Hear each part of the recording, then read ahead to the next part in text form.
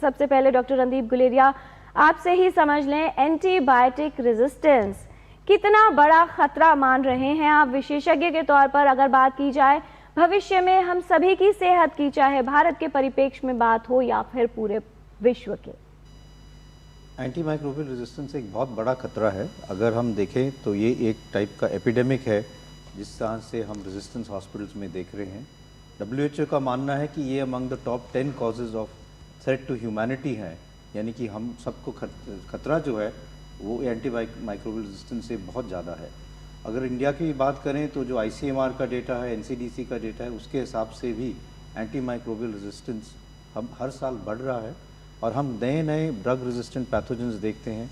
और इसके कारण जो एंटीबायोटिक्स हमारे पास अवेलेबल हैं वो कम मात्रा में अब इफ़ेक्टिव हो रही हैं। तो हम पहले ये देखते थे कि हम एंटीबायोटिक्स माइनर इन्फेक्शन के लिए जो जिसके लिए एंटीबायोटिक्स की ज़रूरत है, एंटीबायोटिक उसमें कामयाब हो जाती थी। लेकिन अब ये देखा जाता है कि इवन हाई एंड एंटीबायोटिक्स, जो हम थर्ड जनरेशन एंटीबायोटिक्स की बात करते हैं, उनकी एफिकेसी भी अब इतनी हो नहीं पाती। और ICU में ट्रांसप्लांट पेशेंट जो हैं, कीमोथेरेपी वाले पेशेंट जो हैं, इनमें जो अगर ये इन्फेक्शन हो जाए तो ये एकदम उनके लिए जानलेवा भी हो सकती है।